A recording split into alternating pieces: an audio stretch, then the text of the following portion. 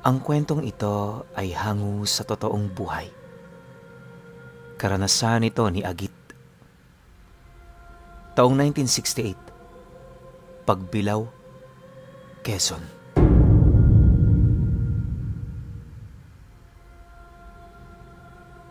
Isang kilalang bantog na albularyo itong si Agit. Naninirahan siya noon sa isang masukal na parte ng Pagbilao, malapit sa isang malawak na sementeryo. Bagaman tagong-tago na sa mundo itong si Agit, hindi niya maipagkakaila ang dami ng taong personal doong pumunta para makita lamang siya.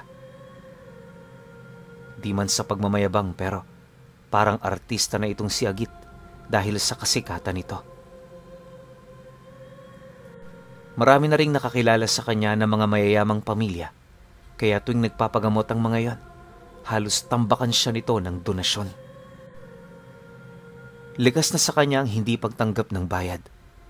Kaya sa halip na pera ang iabot ng mga ito, napipilitan niyong bumili ng mga mapapakinabangan niya sa kanyang tahanan. Dahil dito, aminado siyang habang tumatagal, tila bang gumagaan ang kanyang buhay. Maliban kasi sa dami ng pagkaing iniiwan, may mga kagamitan din siyang nakikita sa labas ng bahay niya na labis niyang napapakinabangan. Sa loob ng 5 taon niyang panggagamot, hindi niya maipagkakailang marami na siyang natulungan. Hindi na rin mabilang ang mga usap-usapang kumakalat sa bayan na merong kaugnayan sa kanya. Marami ang nagsasabing babaylan nitong si Agit, habang ang iba naman naniniwalang isa lang siyang pangkaraniwang manggagamot. May mga tao ring nagsasabing sumasamba siya sa demonyo, kaya siya nagpapakita ng milagro. Gayunpaman, sa kabila ng paninira sa kanya ng iilan, marami-rami pa rin naman ang naniniwala. Di naman niya yun pinapatulan, dahil alam niya sa kanyang sarili kung ano ang kanyang mga ginagawa. Sa halip din na magalit, mas natutuwa pa noon itong si Agit dahil may mga tao pa palang naglalaan ng oras para halungkayin ang buhay ng iba. Magmula noong malaman niya ang usap-usapan sa bayang yon, di na siya gaanong nagbibigay ng tulong sa mga taga roon. Ang nais niya kasing mangyari, pahanapin ng mga ito ng panibagong makakatulong sa kanila. Hindi naman sa nagiging madamot siya. Ang kaso lang, may mga bagay kasi siyang kailangang unahin. Tumatanda na noon si Agit, kaya medyo nakatuon na sa kanyang sarili ang kanyang atensyon. Ang nais niya kasing mangyari noon, magkaroon siya ng sapat na lakas hanggang sa siya ay bawian ng buhay. Wala rin siyang makakatuwang sa kanyang pagtanda dahil sa hindi nga siya noon nakapag-asawa. Sa edad niyang 70 anyos, tuluyan na nga niyang itinigil ang kanyang panggagamot. Upang hindi na rin siya mapuntahan ng mga taga-bayan, gumawa siya ng mga panliligaw sa daan patungo sa kanyang tahanan. Ang buong akala niya kasi, kapag ginawa niya ito, matatahimik na ang kanyang wisyo. Linggo at buwan pa ang dumaan. Namuhay si Agit ng tahimik. Hindi na kasi siya noon ang gagamot, kaya halos gugulin niya ang kabuuan ng araw niya sa pagpapahinga at pagtatanim ng mga pagkain niya. Pabor naman yun para sa kanya, lalo pat kung iisipin, di naman talaga niya kailangan ng pera. Marami siyang kaibigang engkantong makapagbibigay ng kanyang mga pangangailangan kung yon ay kanyang nanaisin. Habang tumatagal, mas lalong nakakalimutan ni Agit ang labas ng kanyang mundo. Hindi naglaon, tuluyan na nga itong nabura sa kanyang isipan hanggang sa mapansin niyang 2 taon na pala ang dumaraan. Nang mapagtanto naman niya ito, tila bang nagkaroon siya ng interes na silipin saglit ang ordinaryong pamumuhay sa mga karatig baryo. Upang maisakatuparan naman niya ito, agad naman niyang pinagtipon ang 5 maharlikang engkantong nasa ilalim ng kanyang pamamahala. Lahat ng mga nilalang na yon pawang malaki ang ginagampan ng tungkulin upang mapanatili ang kanyang pagkukubli. Yung isa sa mga ito, nakaatang ang pangunahing trabaho sa pagpapanatili ng harang papaikot sa kanyang tahanan. Yung iba naman, nagbibigay ng nutrisyon sa kanyang mga pananim, naglilinis ng hangin, nagpapaganda ng paligid, at sinisigurong nananatiling malakas ang sabulag na nakakalat sa mga daan patungo sa kanyang tahanan. Sa pagdating naman ng 5 maharlikang engkanto, agad naman yung umupo sa kanyang harapan para magtanong ukol sa kanyang kailangan. Nasa kaanyuan din yun ng tao, alinsunod sa kanyang pamantayan kapag sila'y nag-uusap. Nang marinig naman ni Agit ang tanong ng isa sa mga ito, agad naman niyang inilahad ang hangarin niyang pumanhik sa bayan para maglibot-libot. Dagdag pa niya na, papalapit na ang bisperas ng pista sa lugar na yan, kaya magiging abala ang mga taong naninirahan doon. Mariin din niyang inilahad, hindi naman sila doon magtatagal, gawa ng nasisiguro niya, may mga tao pa ring nakakakilala sa kanya. Nang marinig naman ito ng mga maharlikang engkanto, agad naman yung nagsitinginan sa bawat isa, indikasyon na medyo nag-aalangan pa sila sa nais mangyari ni Agit. Nang mapansin naman niya ang ginawa ng mga ito, hindi naman niya maiwasang magwika. Magmula noong bata ko, kasama ko na kayo. Alam niyo na ang ugali ko at alam niyo na ang mga hilig ko. Alam ko. Nag-iingat lang kayo. Maraming salamat, pero sana maunawaan niyo na matanda na ako. Malapit na akong mawala sa mundong ito. Hindi niyo man lang ba ikakasaya ang pagtupad sa mga nalalabi kong kahilingan sa inyo? Pagkarinig naman ng mga maharlikang engkanto sa kanyang sinabi, doon na yun nagsimulang gumawa ng mga hindi inaasahang kilos na parabang nakikiramdam ito sa iba nitong mga kasama. Makalipas pa ang ilang minuto, bahagya naman siyang natigilan noon nang masipat niya ang isang makisig na lalaki na bigla na lamang nagbaba ng hawak-hawak nitong bayabas. Pagtitigan naman nilang dalawa, walang pagdadalawang isip naman yung sumang-ayon sa nais niya. Humingi din yun ng tawad sa kanya, buhat sa kanilang mahigpit na pagbabantay kay Agit. Dahil sa sinabi nito, abot langit naman ang kanyang naging pasasalamat. Hindi naglaon, nang magwakas na ang kanilang pag-uusap, inabisuhan niya ang 5 na sa ikalawa sila lalabas ng pamamahay niya. Sumang-ayon lang naman ang mga ito, bago yun tuluyang maglaho.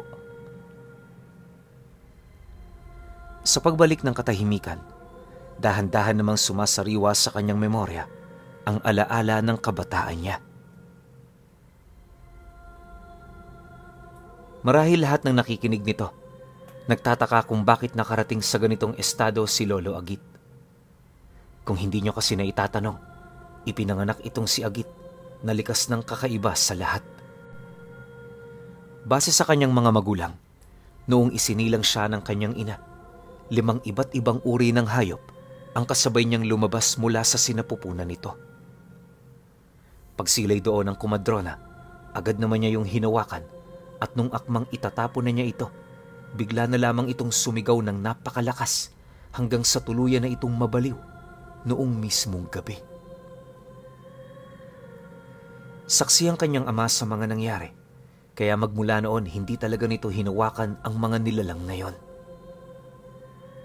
Akala nga nito, mamamatay yun pagkaraan ng ilang araw, pero kahit hindi kumakain ang mga nilalang nakakambal niya, himalang na buhay ito.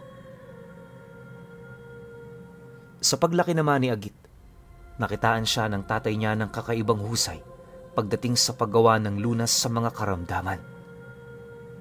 Nagsimula siya sa paggawa ng lunas sa peklat hanggang sa kalaunay natutunan na rin niya ang paglikha ng gamot para sa mga sakit sa ulo, sakit sa tiyan at para sa mga nausog. Habang nagkakaisip din siya, marami siyang nakikitang bagay at sumimbolo sa kanyang mga panaginip na siya namang nagagamit niya sa paglikha ng mga kakaibang bagay. Pagtungtong ni Agit ng edad na 12, siya ang kauna-unahang pinakabatang manggagamot sa lugar nila.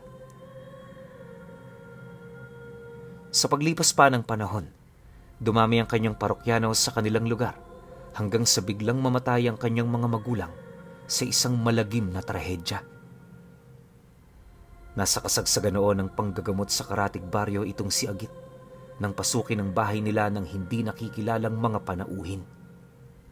Agad nitong pinatay ang mga magulang niya at base sa mga saksi, siya ang pangunahin nitong pakay. Dahil sa bata pa siya noon, napilitan siyang tumakas sa kanilang lugar hanggang sa mapadpad siya ng Quezon. Magmula nang mangyari ang insidenteng yan, pilit niyang itinago sa mundo ang kanyang pagkatao. Nanggamot siya sa lugar na hindi niya ipinapakilala ang kanyang pangalan, hanggang sa kalaunay nagtiwala na rin sa kanya ang mga taga roon. Nung may isang tao siyang pinagsabihan ng pangalan niya, mabilis siyang kumalat, kaya kalaunay natawag na rin siya sa kanyang totoong pangalan. Bagaman hindi yun ang kanyang nais mangyari, naisip niyang baka sa pamamagitan nito, makuha niya ang atensyon ng mga taong pumatay sa kanyang mga magulang. Ilang taon niya ring hinintay ang pagdayo ng mga panauhing yon, pero sa kasamaang palad, hindi ito nangyari. Habang tumatagal, unti-unti na ring naghihilom ang sugat ng kahapon, hanggang sa dumating ang isang umaga na napansin niyang lahat ng galit niya sa mga taong pumatay sa mga magulang niya, bigla na lamang nawala. Huli na nang maunawaan noon ni Agit na napatawad na niya ang mga ito. Pabor naman yun sa kanya, lalo pat ayaw niyang magkaroon ng puot at galit sa kapwa niya hanggang sa siya ay pumanaw. Dahil dito, kinalimutan na niya ang lahat at pinili na lamang niyang mabuhay ng naaayon sa kanyang sariling kaligayahan. Ayon sa kanya, halos hindi nga niya noon sukat akalain na makakarating siya sa ganoong edad. Marahil ay kaya siya nagkaroon ng mahabang buhay ay dahil sa simple at mapagpakumbaba niyang pag-uugali. Aminado si Agit na malawak at malalim ang kanyang tangang aral, pero ni minsan hindi niya ito ipinagmayabang. Ayaw din niyang makita ng iba ang kanyang mga kaibigan, gawa ng para sa kanya, isa itong uri ng pagmamayabang. Umiiwas din siya sa gulo at buong buhay niya di pa talaga siya dumadalo ng mga patagisan ng karga. Para sa kanya kasi, kayabangan lang ang ganoong patimpalak. Wala rin itong kabuluhan at ang tanging na ibabalik lamang nito sa mga kalahok ay ang pagpapaalam sa madla ng kanilang mga tangan. Mapanganib ang ganoong gawain dahil sa oras na may taong may lihim na galit sa iyo, madali nitong makokontra ang karga mo. Yon ang kalimitang nagiging dahilan kung bakit natatalo ang isang antingero o albularyo. Matapos namang pumasok sa alaala ni Agit ang tungkol sa mga bagay na yan, pinili naman niyang pumanhik sa bahay niya para magpahinga. Lumipas pa ang mga araw, halos hindi niya maipagkakaila ang kanyang tuwa, buhat sa nalalapit niyang pamamasyal. Hindi naglaon, pagtungtong naman ang araw na kanyang pinakahinihintay, agad naman siyang lumuwas sa harang na nilikha ng kanyang mga kakambal. Paglabas naman niya rito, agad namang sumunod ang 5 sa kanyang likod. Isang babae at 4 na lalaki ang kinuha nitong balat kayo upang masigurong hindi maghihinala ang mga taong makakakita sa kanila. Di naman yun gaanong pinapansin ni Agit sa kadahilan ng mas iniisip niya pa noon kung ano ang kanyang madadatnan sa bayan. Kalahating oras pa ang dumaan, agad namang bumungad sa kanila ang bukana nitong punong-puno ng mga banderitas. Maraming mga kabataan din ang naglalaro sa daan at kahit umaga pa lang, ramdam na ramdam mo na talaga ang kasiyahan ng bawat isa. Sa pagpapatuloy naman ng kanilang paglalakad, kampante naman noon si Agit gawa ng hindi na siya gaanong nakikilala ng mga taga roon. Yung ibang ang dating malapit sa kanya, nakakasalubong niya sa daan nang hindi siya napapansin. Inaasahan naman niya ito, lalo pat bago siya umalis sa kanyang tahanan, siniguro muna niyang malayo ang kanyang muka sa totoong wangis nito. Makalipas pa ang ilang minuto nilang paglalakad, narating na nga nila noon ang liwasan kung saan doon naman sa kanila tumambad ang mga kagamitang naglalabas ng malakas na tunog. Marami na ring pailaw sa liwasang yon, indikasyon na doon magaganap ang lahat ng palaro at iba pang mga palatuntunin sa nalalapit na bisperas ng pista. Habang tumatagal naman sila noon sa lugar, di naman maipagkakaila ng 5 maharlikang engkanto ang mga naririnig nilang usapin ukol kay Agit. Isipin ninyo kahit 2 taon na siyang nawala sa lugar na yon, maraming tao pa rin ang pinag-uusapan siya. Base sa kanilang mga narinig, marami ang naghahanap sa kanya para sana humingi ng tulong sa mga iniinda nilang karamdaman. Yung iba naman, naniniwalang patay na siya, habang ang iilan sinasabing tumungo siya sa mundo ng mga engkanto. Halos saan mang sulok ng bayan sila noon pumunta, may mga tao talagang pinag-uusapan siya. Di naman nila ito gaanong pinapansin, gawa ng yun naman talaga ang nais niyang mangyari. Maya-maya pa, nang medyo makaramdam naman sila ng pagod sa pag-iikot, minabuti naman nilang humanap ng lugar na maaari nilang pagpahingahan. Dahil sa nataon naman noong hindi sanay si Agit sa ingay, minabuti naman nilang tumungo sa dulong parte ng baryo. Malapit sa isang burol sila noon nagpahinga, dahil nataon namang bungahan noon ng duhat at bayabas. Habang kumakain sila sa ilalim ng puno, panay naman ang kanilang pag-uusap ukol sa kanilang gagawin matapos ang pista. Inabiso kasi noon ni Agit na pagkatapos nun, maaaring yun na rin ang huling pagkakataon na makikita niya ang mundong kanyang kinagisnan. Ang nais niya kasi noong mangyari, habang may lakas pa siya, gagawa na siya ng kanyang sariling libangan. Kasabay ng kanyang pagpanaw ay ang pagbaon naman niya sa kanyang tangang lihim na karunungan. Dahil sa ganoong rason, kung kaya't napapayag niya ang 5 maharlikang engkanto. Sa pagpapatuloy naman ng kanyang pagmamasid sa lugar na yon, hindi niya maipagkakaila ang ganda ng lugar na kinaroroonan nila. Ilang minuto pa ang lumipas, nang medyo papaidlip na siya, bigla naman niyang narinig ang iyak ng isang bata, di kalayuan sa kinaroroonan nila. Pagsilay naman niya noon sa itaas na bahagi ng burol, tumambad sa kanya ang isang batang wala pang kamuwang-muwang sa mundo. Umiiyak ito habang nakatutok sa malawak na kapatagan. Pagsilay naman niya sa inosente nitong muka, di naman niya maiwasang lumapit doon para yon ay kausapin. Akala niya kasi pinagalitan lang yon ng magulang nito, kaya yun tumungo sa lugar na yon. Ang kaso lang, nang malapitan na niya ang bata, napagtanto niyang mabigat ang dinadala nitong problema. Paghawak naman niya sa balikat nito, bigla naman niyang nasilayan ang lahat ng pinagdaanan nito. Sa puntong yon, nagkaroon ng pagmamalabis itong si Agit na yon ay tulungan.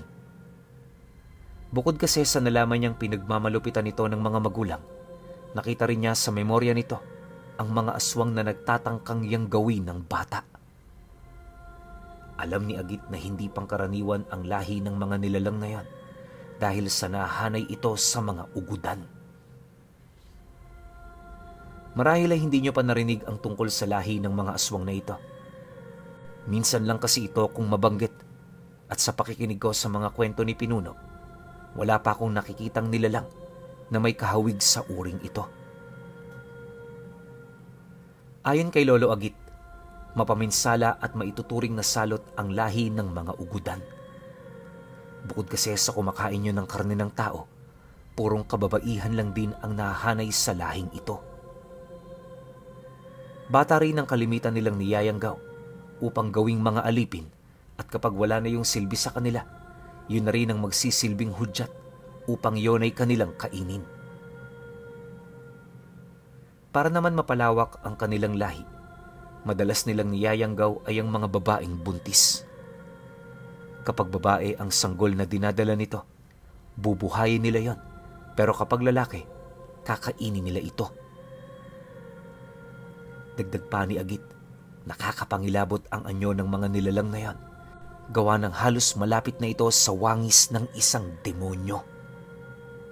Napakabagsik din ito kapag nasa kalahating anyo ng mga hayop, kaya halos pinangingilagan din ito ng mga antingero. Paglalarawan doon ni Agit, may hahalintulad mo ito sa isang kwago kapag nagpalit anyo. May malalaking lumuluwang mga mata at nababalot ng balahibo ang buong katawan nila. May mga tuka rin ito, pero sa loob ng mga tukang yon, ang mga pangil na halos isang dangkal ang haba. Napakatalas din ng mga kuko nito na umabot sa puntong kaya nitong hubaran ng balat ang isang pangkaraniwang tao. Kung ang ibang mga aswang naglilikha ng tunog tuwing may minamanmanan, ang ugudan sobrang tahimik. Ni hindi mo nga sila mapapansin hanggang sa bigla ka na lamang nitong atakihin. Sa oras din na bumao ng tuka nito sa katawan ng isang tao, para itong kawit na hindi na matatanggal kahit anong gawin mo. Kapag nagpumiglas ka naman, mabilis ka ring manghihina buhat sa mga lasong nakakapit dito. Dagdag pa ni Agit na isa ang mga ugudan sa lahi ng mga aswang na napakahusay pagdating sa pagbibiktima ng pagkain nila. Matapos naman niyang malaman ng tungkol dito, nagkaroon siya ng pagmamalabis na tulungan ng batang yon. Hindi niya mawari kung ano ang tumakbo sa kanyang isipan, basta yun talaga ang nais niya. Walang sabi-sabi, agad naman niya itong ipinalam sa mga kakambal niyang engkanto. Nang marinig naman ng mga itong hinihingi niyang pabor, hindi naman ito maiwasang umalma, pero nung nagmakaawa na sa kanya ang bata, doon na ito napilitang sumang-ayon sa kanya. Dahil sa ayaw din namang bumalik ng batang yon sa kanyang mga magulang, kaya napilitan itong si Agit na isama ito. Mahirap man yun para sa kanya, wala siyang magagawa kundi pagbigyan ng kahilingan nito. Pagkaraan pa ng ilang minuto, kahit malapit nang sumapit ang gabi, hindi na sila nagtagal sa baryo. Wala na rin siya noong pakialam sa bisperas ng pista, gawa ng nabaling na sa batang yon ang kanyang interes at atensyon. Sa pagsapit naman ng gabi, pansamantala niya munang inalis ang harang ng kanyang tahanan. Ang nais niya kasi noong mangyari, patuloyin dito ang mga ugudan para doon na niya ito mapaslang. Umayo naman sa kanyang pagkakataon dahil dumaan lamang ang kalahating oras, parang mga peste itong pumasok sa kanyang lugar.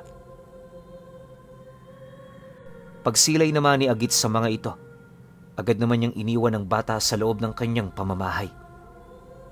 Matapos nun, dahan-dahan na siyang lumabas ng kubo para kaharapin ng mga nilalang. Nang masipat naman siya ng mga ito, agad naman siya nitong namukaan. Di naman niya yun ay pinagtaka, gawa ng inaasahan na niya ito dahil sa isa siyang bantog na albularyo. Pagharap naman niya sa mga nilalang na yon, agad namang nagpalit anyo ang isang ugudan. Kisap mata lang ang naging pagitan nang magpakita sa kanya ang wangis ng isang matandang babae. Pagtitigan nilang dalawa, nakangisi naman ito habang nanlilisik ang mapupulan nitong mga mata. Nagsimula na rin yung lumapit sa kanya habang nagwiwika gamit ang malalim nitong boses na parang sa pinagsabay-sabay na tinig ng mga matatanda. Matagal na panahon na rin ang dumaan mula nung nawala ka. Hindi ko sukat akalaing ang matador na albularyo makakaharap namin ngayong gabi. Bakit hindi ka na lang namatay ng mapayapa sa lugar na ito?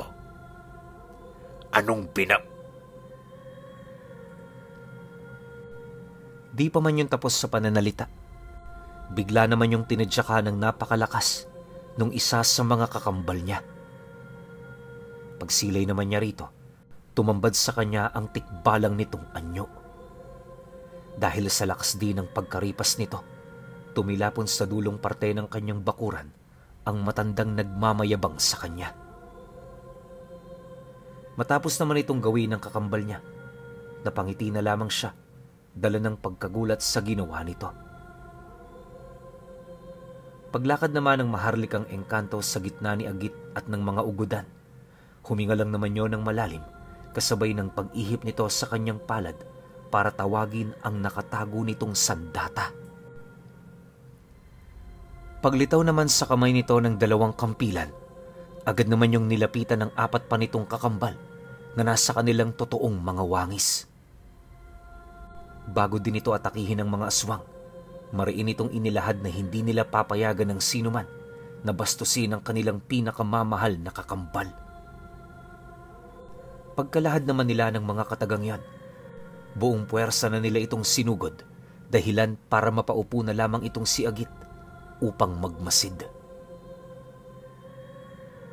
Sa loob ng ilang minutong pakikipagbuno ng mga ito, nasaksihan ng bata kung gaano kalakas ang mga nilalang na yon. Hindi naglaon nang mga lahati na ang grupo ng mga ugudan. Napilitan na rin yung kumaripas patungo sa iba't ibang direksyon. Ang kaso lang, dahil sa naisara na ng mga engkanto ang harang ng paligid, kahit anong gawin nila hindi na sila makalayo pa. Dahil sa ganoong pangyayari, paisa-isa na rin silang nalagas hanggang sa kalaunay isang ugod na lamang ang natira. Nang masipat naman yon ng tikbalang, buong puwersa naman niya itong sinuwag, dahilan para bumagsak yon sa lupa. Di pa to nakontento, inapakan niya pa ang dibdib nito na siya namang naging sanhi upang mawasak ang mga tadyang nito. Pagdurog naman ng maharlikang engkanto sa puso ng aswang, parang basura naman niya itong tinapon patungo sa iba pa nitong mga kasama. Matapos ang mga pangyayaring yan, agad naman nila itong inilibing sa dulong parte ng lupain ni Agit. Sa pagbalik ng katahimikan sa buong paligid, kaswal naman niyang pinuntahan ang batang iniligtas niya na kasalukuyan noong sumisilip sa isang maliit na siwang ng pinto. Pagtitigan naman nilang dalawa, napangiti lang naman siya habang inaabisuhan itong wala na itong dapat na ipag-alala. Sa loob ng ilang araw nitong pananatili sa kanya, napansin niya ang kagustuhan ng batang yon na matuto ng lihim na aral. Hindi naman niya ipinagdamot ang kanyang nalalaman, kaya kalaunay naging disipulo na niya ito. Mahusay at matapat ang batang yon, kung kaya't inako ito ni Agit bilang totoo niyang anak. Hanggang sa pagtanda niya, hindi siya iniwan ng bata dahil sa tinatanaw nitong utang na loob sa kanya. Nung mawala siya, ito rin ang nag-asikaso upang magkaroon siya ng magandang libing. Malaki kasi ang tinatanaw nitong utang na loob sa kanya dahil aminado ito na kung hindi dahil kay Agit, wala siya sa ganoong kalagayan. Kahit matagal na siyang wala sa mundo, patuloy pa ring sariwa sa kanyang disipulo ang kanyang karanasan sa piling ni Agit at ang 5 nitong kakambal na mga maharlika.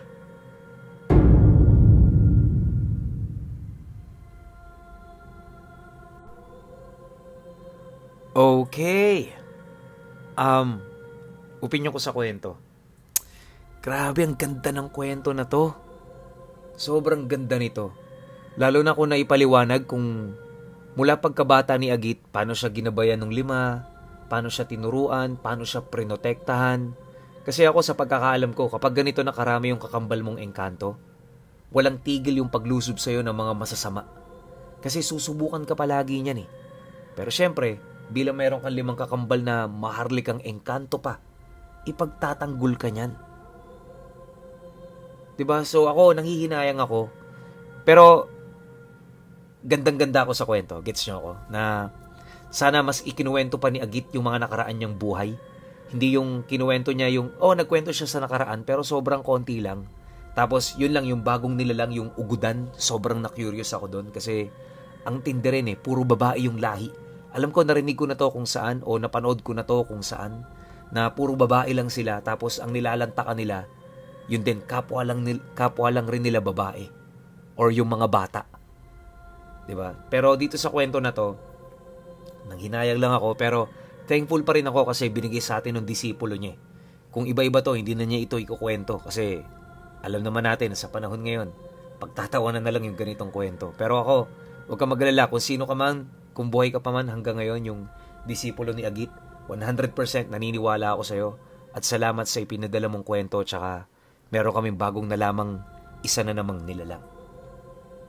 Pero syempre sa akin lang to depende pa rin yan sa mga nakikinig sa atin.